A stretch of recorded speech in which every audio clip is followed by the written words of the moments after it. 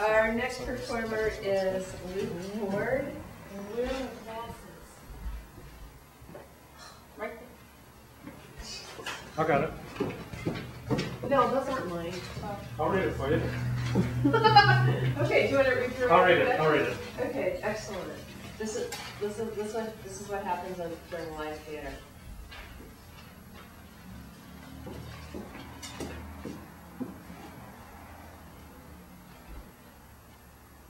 The son of a preacher man Luke Ford was born in Australia in 1966. He moved to California with his family in 1977. He finished his conversion to Orthodox Judaism 3 months ago. He blogs at yourmoralleader.com, and he has 5 books on amazon.com. The title of his story is My Fantasy Girl.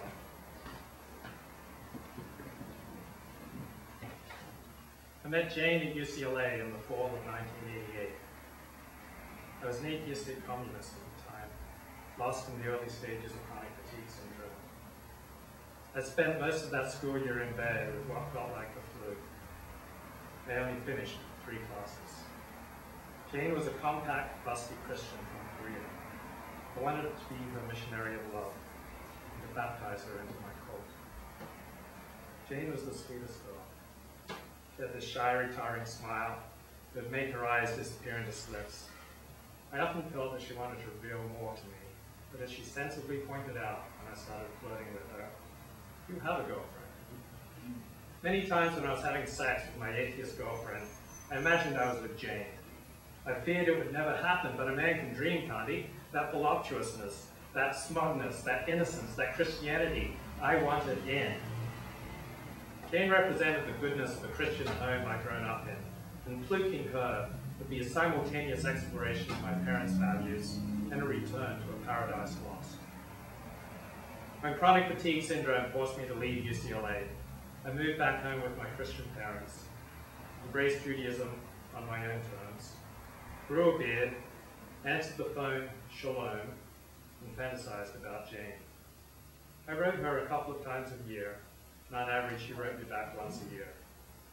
I became really religious. I abstained from masturbation for 14 months, the longest stretch in my adulthood. I refused to shake hands with women. I was going to be the real deal. Then I met a Jewish girl with deep-cut breasts. My resolve faded before such abundance, before such a bountiful playground for my wicked desires. I pluked her constantly in my mother's old bed until I met someone hotter. And then I pluked her until she gave me the boot. And then I kept pluking women until partially recovering my health and moving to Los Angeles in March 1994 to work for my hero, the conservative talk show host and Jewish theologian Dennis Prager. One day in April, June came to visit me. I had a friend's place in Westwood all to myself. I felt as triumphant as Douglas MacArthur returning to the Philippines. I had proven it was not all psychological. I was a warrior, and I'd returned home with my prize. Jane wasn't as hot as she used to be at 18, but she was still my fantasy girl. We sat outside on the deck. The sun shone upon us. I turned the conversation to sex. Jane looked at me, leaned over, and kissed me. I kissed her back, then I gathered her in my arms and walked into the bedroom. I took off her clothes. Everything seemed possible. I could resume a grand life, an even better life than I had before illness. I finally had those breasts in my hands. She was the attainment of all the hot girls I'd never gotten to fuck. I was a happy man. She said she was a virgin, which only made it all the more exciting to me. When it came time for the ultimate deed, it was awful. It was the worst of my life. Sex had always been smooth and silky and pleasurable. This was not smooth. This was not lubricated. This was not pleasurable. I felt like a rapist. Yes, she consented, and she let me do whatever I wanted to her, but none of my techniques worked on her. Nothing. I had to force my way in, and then look her in the eye and see that it was doing nothing good for her. I took my satisfaction anyway, and I felt horrible.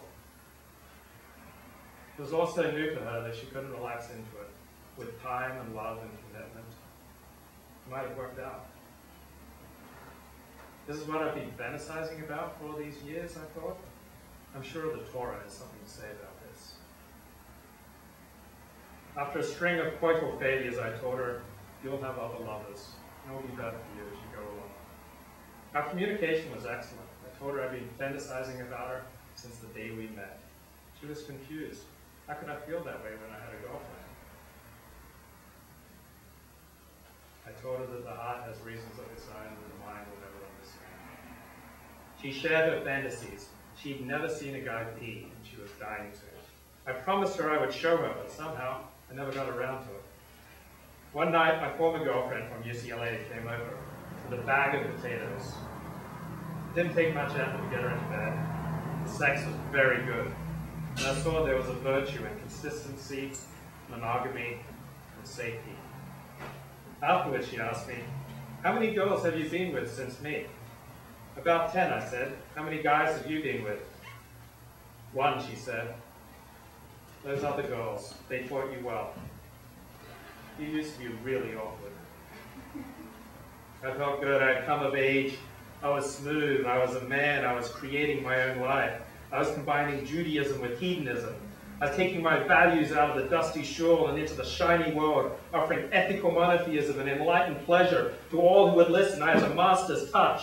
I was Guru Luke. I was Dr. Ford. I was Rabbi Levi. I was having the best of both worlds. The best of my parents' world and the best of Dennis Prager's world. And I was combining them with the best of the hot, young stuff at university.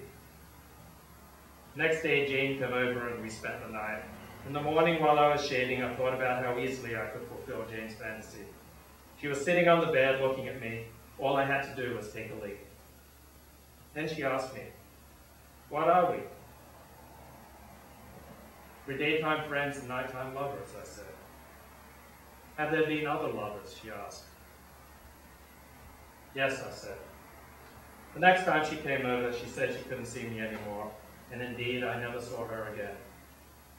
I kicked myself for years afterwards for telling her the truth about my infidelity, and thus losing access to her body and soul, to her sweetness and light, to the best antidotes for my darkness and homelessness within. 10 years passed since that spring of 1994, and I Googled her and emailed her. She made a short reply, mystifying about why I would contact her. I wrote back. She did not answer. A few more years passed, and I emailed her again. I wanted to make things right. I wanted to apologize. I wanted to have sex with her again. And again. And again. Until it was good. Until it was evening and it was morning, and Luke said it was very good. She did not reply. According to Google, Jane is not married. I wonder if she's ever seen a guy pee.